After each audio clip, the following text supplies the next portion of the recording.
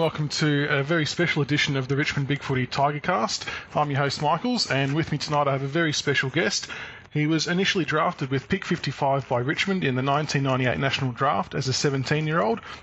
He played 48 games and kicked 25 goals. Mark Dragicevic, welcome to you. Thank you very much for having me. Appreciate it. No worries at all. We'll start off, I suppose, with your younger days in the draft year. So in the lead up to the draft, did you have many clubs sort of contact you and give you a bit of a heads up that they were keeping an eye on you? Yeah, it was an interesting one. Back then, we had the draft camp. It's obviously a little bit less professional than what it is now, but it was literally just draft camp, get invited, and then you go do a bunch of testing, and then in between tests, any club could request to, let's say, have a job interview with you or have a meeting with you. And so I spoke to every club at that draft camp, and from that, I probably got half a dozen clubs that were pretty keen, but a lot of them were telling me that I was going to go early in the draft and that they wouldn't get to pick me, all that sort of rigmarole. And the one club that did stand out was Geelong. I played for Geelong as a kid. I grew up in Geelong. They said we'd pick you up at pick X. I won't say what pick it was. And if you're still there, we don't think you will be. Pick came around, it never happened. Then the next pick they had was pretty early after that as well. That never happened. So I'm thinking, okay, hang on a minute, what's going to happen here? But that was back in the day when we could only the clubs could only pick one 17-year-old. So I sort of did the math throughout the draft that by the time my pick came around, there was literally two clubs left, and luckily enough, the Tigers came about. And did they express interest in you? Were they one of the clubs that said they were keen? Yeah, they actually did initially, and then as the draft was going on, I completely forgot about him because their first pick wasn't, I think, until about in the 40s. I think they picked James White at that point. And then when they picked him up, I was like, oh, hang on a minute. Richmond's still got a 17-year-old. I remember talking to them. They liked me. I liked them. I was thinking, okay, this might be my last chance. And back then they used to announce it on TV, player number, and they'd go through 6 numbers, and you had no idea what number you were. So you just, all right, get through the numbers. I've often wondered that because it's obviously televised a lot more now. I'm pretty sure none of these kids have any idea what that number is. They're just waiting for a name. We don't need the generic 111 3 4 5. I can't remember what number it was, but that's how it came about, and I was stoked. But the Tigers, I do remember, definitely showed some interest. Oh, that's good. And then from the time they read out your name, how long was it until you had your first day down at the club, and what was that first day like? Oh gosh, yeah, I remember. So the draft was I'm pretty sure it was on a Saturday, and I had to do my English exam on the Monday.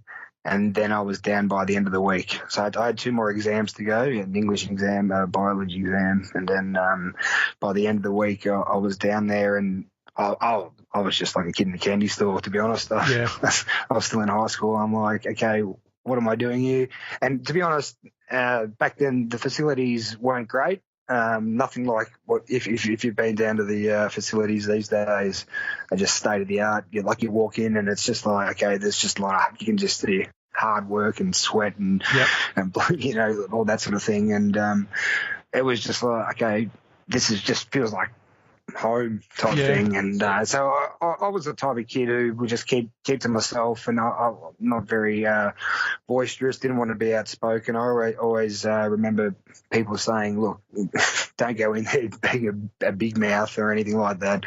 So I just kept to myself and then just waited for people to talk to me. And then, you see like the likes of Richo, Matty Knights, Paul Broderick. I could go through a whole host of Duncan Callaway, and like, I'm standing next to them, and I remember someone, I can't remember who it was, they said to me, okay, now's the time to just forget like the big dream, you're actually here, let's get to work type thing. So it was really cool. And while that might be true, that must be just an extremely hard thing to let go of, just to stop thinking about it, because you're standing next to these guys who you've watched on TV, no doubt, every week, and it must have been pretty hard to concentrate on the exams as well.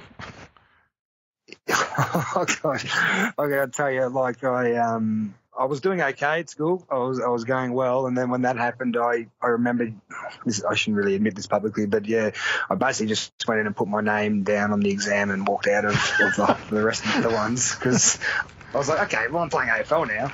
I don't have to say my overall mark, because back then you had to do three exams to get your total mark. So my overall mark came down because I was just like, okay, I'm playing footy. Yeah. That's all I could really focus on. So yeah, it was certainly a very surreal feeling. That's for sure. I can imagine. And then you made your debut round 2 in 1999 against Sydney on the MCG. What was that feeling like running out into the ground?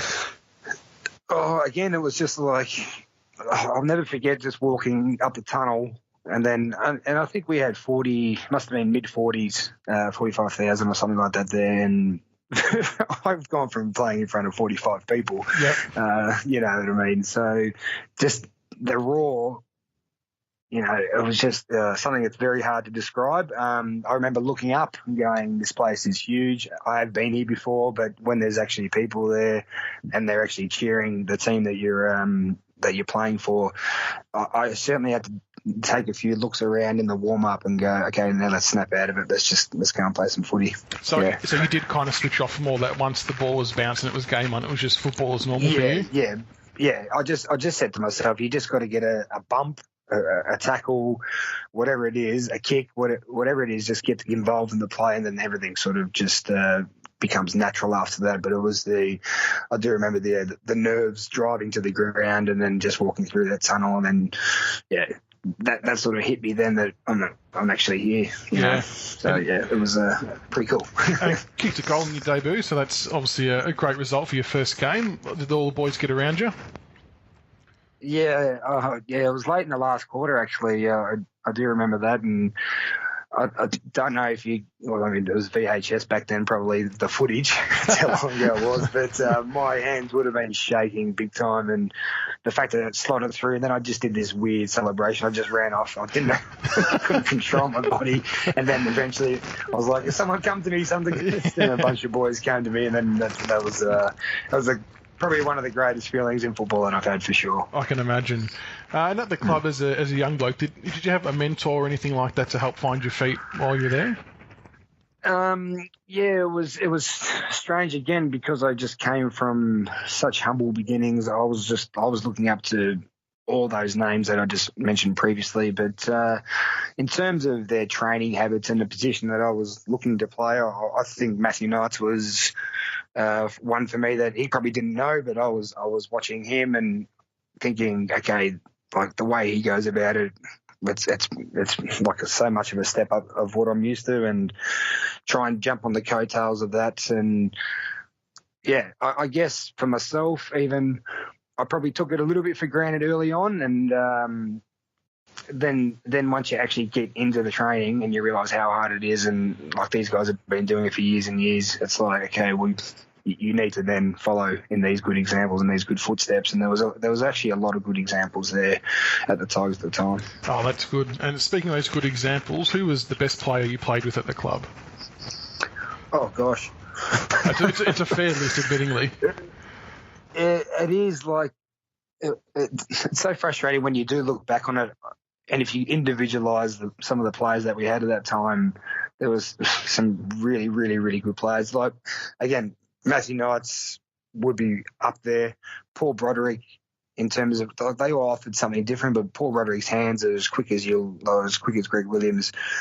But I guess for longevity, and like I probably played with him for longer, and then to see him progress afterwards, like Matthew Richardson, for someone that size, like you'd look at him and go, okay, you know, I'm sure he can run, but then when you watch him on the track, it's like a racehorse. Yep. It's like, okay, but then he goes and kicks goals, and then he has the passion for the club. So for the overall sort of Richmond person, I probably can't go past Richo.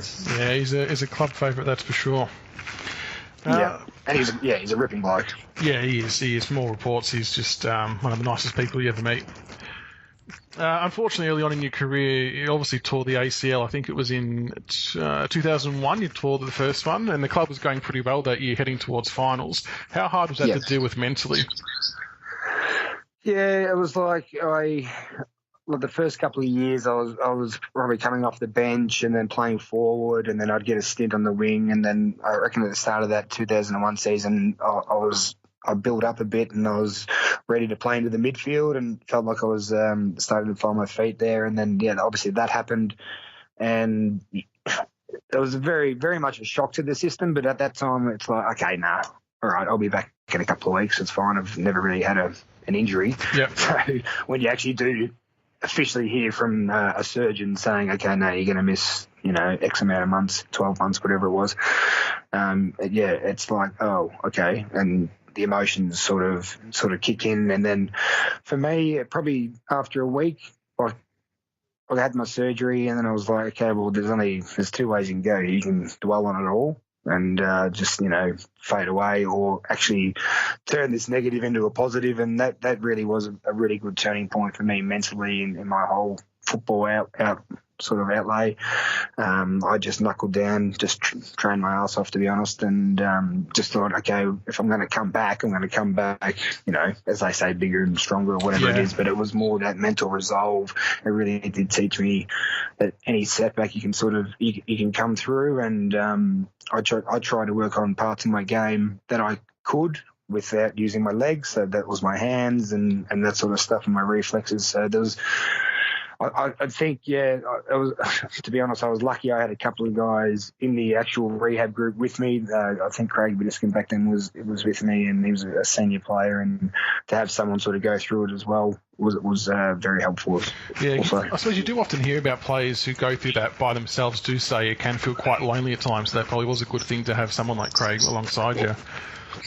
Yeah, 100%. I mean, I was told to write things. I liked writing, and so I wrote a journal and wrote down my daily thoughts and did all this sort of stuff, whether they were positive, negative, and I just felt that instead of verbalising it to every Tom, Dick and Harry who probably was like, come on, we're sick of that, Dragger. Oh, it's enough. I could just do that, but then also to have someone literally going through exactly the same thing next to you, you could just go about your daily business, but also push each other really hard in training. And so you've gone through all your rehab and you've gotten yourself back to AFL standard, and then unfortunately in the pre-season of 2002, it went again. Did you know straight away you'd torn it again? Oh, yeah, it's a really funny one. Like, I look back on it now, and I remember in the warm-up, we were at Telstra Dome, as it was back then, doing the old, as you do, just jumps up in the air, and I landed, and I was like, "Ooh, okay, that didn't feel great," but then sort of just kept trotting along. Went out. Obviously, the warm-up's pretty much straight line, and then literally within, I think it was a minute of trying to change direction, that I just the knee buckled, and I actually knew straight away, because it wasn't like a pain that I did from the first one, because that was from a Glenn Archer coming across my knee. This one, it just felt like, okay, the whole stability of the knee just went, and so deep down I knew that time that it was gone, and so that was another mental hurdle to overcome. Yeah, I've actually had 2 knee reconstructions myself, so and the second time I tore mine, I wasn't totally sure, but I ended up kind of overstretching it quite a bit, and I just left it for a little while, and then sure enough, off it goes. So did you have the hamstring graft or the patella? I had the hamstring first, and then I had the patella second. Okay, so I've had one of each, which I still feel to this day. Yeah. It's so funny. The knee itself, though, now is fine? To be honest, I have not had a clean out since that second operation, but I got a knock on my knee earlier this year. I think it was round 3. Yes, I am still playing, funny enough, but I got a knock, and it was like, okay, I can't really walk.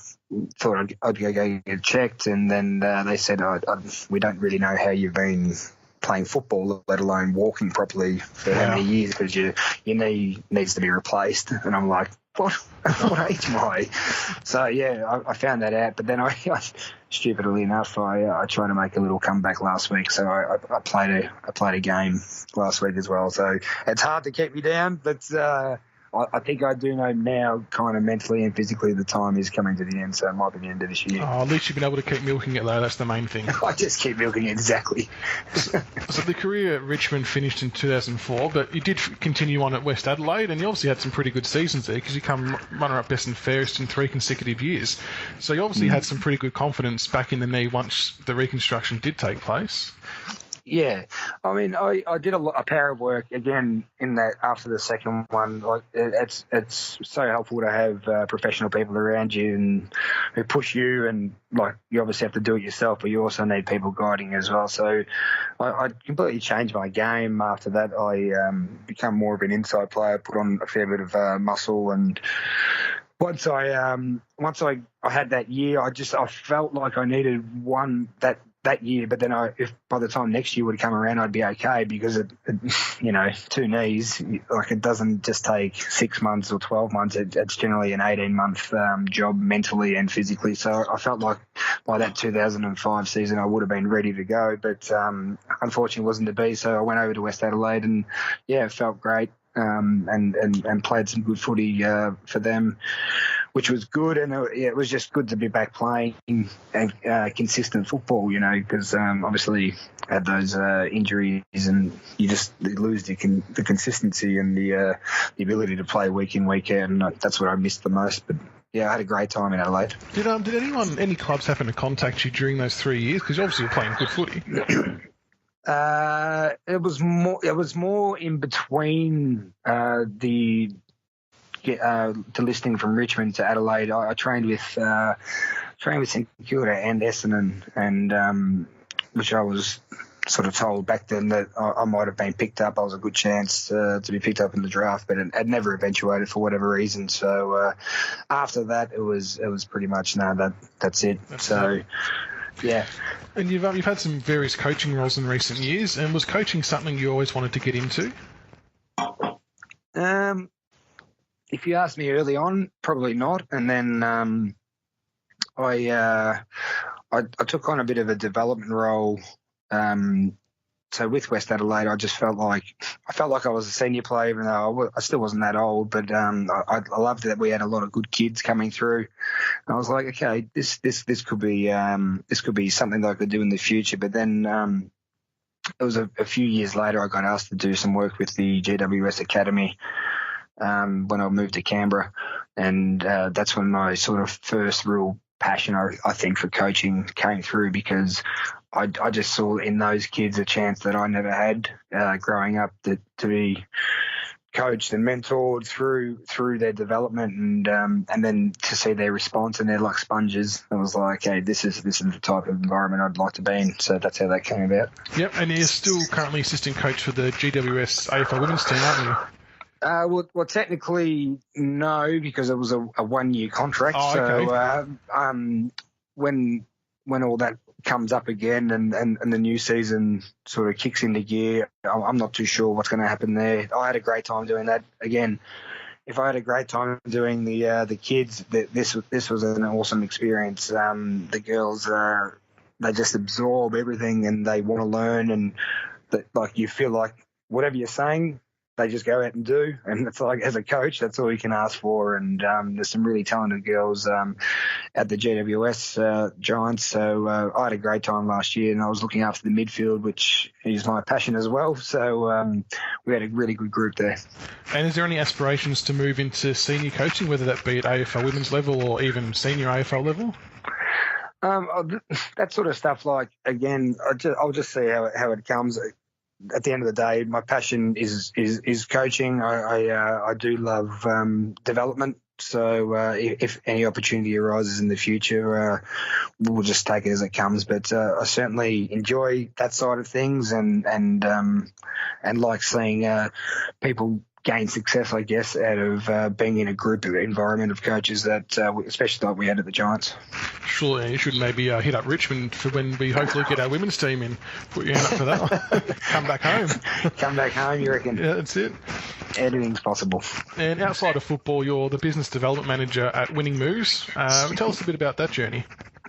Yeah, so I came about, I started this job a few months ago now, and it's such a unique company that combines. So we basically own the rights to create bespoke editions of Monopoly and all Hasbro games. So Guess Who, Trivial Pursuit, Connect 4, and we own a game called Top Trumps, which is huge in the UK. And basically we tailor and exclusively customised games specifically to clubs. So, for instance, we've done the Canterbury Bulldogs and the Cronulla Sharks, who basically you can replicate and change the property squares on the board to legends of the club, players, so everything can be changed and customised to your brand. And like, we've recently opened up the channels here in Australia, so I look after all our sporting partnerships, and really keen to get the AFL clubs involved, and especially the Tigers, because I've never met a more passionate bunch of supporters who would love to see the likes of Richo and Jack Dyer and that on Mayfair. Oh, that's Park right. Lane. Imagine you can buy and own a Richo. I mean, who wouldn't want to do that? So to be able to combine, my love of sport and to be honest, I'm a big kid when it comes to board games. It's a pretty cool job for me. I love it. Absolutely. Now, you spoke at a Richmond pre-game function in Adelaide a couple of weeks ago. So have you had much opportunity to keep track of Richmond this year and how they're travelling? Yeah, I watch them every week without fail, and it's been a really good journey this year.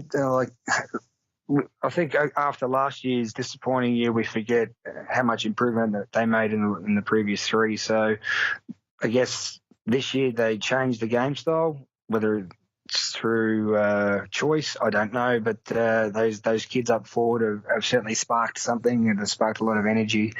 And our backline is very underrated. We've got obviously the big fella Rance down there, but Asprey and Grimes, and a lot of run off halfback short. It's a really balanced outfit at the moment. So and to be able to do that, I guess, with Griffiths going down up forward, it's been really impressive. And the fact that we openly admit that we're not going to blow teams away. We love the hard contest. We like it in close. So I just think it's a good finals type brand of football. That should stand up in the test time. Obviously, those few games that we lost by under 10 points were quite frustrating, and hope they don't come back to haunt us. But the actual style you can see, and I think most Tiger supporters would agree, is something that you go to the game thinking, oh, we can win every game. Absolutely, and I think last year was close to unwatchable, as much as that pains me to say it.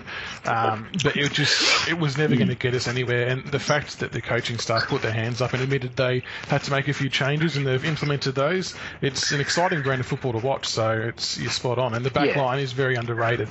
I reckon we'd have Asprey in our top 3 in the BNF at the moment. He's been super important to us down back. Yeah, especially and the coaches and the people giving the votes within the inner sanctum will know how important he's been. And he might not get any league accolades or anything like that, but for what we need, he's been a pillar of strength for, you can't survive on just one good key forward, back, one mid. There's a spread, and they're all doing a lot of things off the ball to help each other and support each other. And if you go and watch a game live, you can see that. It's hard to watch that on TV, and it's all good to be a Couch supporter, but you can see when you go watch a game live that the way they work together is pretty first class. It is. And just before we let you go, one last question. Putting your coaching hat back on, if you could bring in one player from any other club in the league to help improve the current side, who would it be and why? Oh, this is a really good question. Right now, I would have to say someone like a Lynch from Gold Coast, a big key pillar up forward to help Jack. I know Benny's gone down, but if you can just have that big key fella up forward, I think our midfield is quite solid. I mean, if you say, could you bring Dangerfield in? Yeah, of course you're going to say bring Dangerfield in. But I think the big key post player is a bit special and very hard to sort of come across. So someone like a Lynch or even a Josh Kennedy, or someone who can just take the pressure of Jack, who can roam around and do his thing, which he has been doing pretty good anyway. No, I agree 100%. That's just going to straighten us up a lot more, especially with bailout kicks down the line and things like that. And and as you said, we've got the quality forwards now that can rove off him if it does come to ground. So it's just someone to bring that ball to ground and let him do what he has to do. So for sure. Good call. I think there'll be a lot of Tiger fans agreeing with that one. All right, well, thank you so much for coming on, Mark. Really appreciate it. We wish you all the best, and we definitely do hope to see you back at Tigerland one day. Appreciate it. I'm always looking to get around the club, so thanks for having me on. No worries. Thank you. Cheers.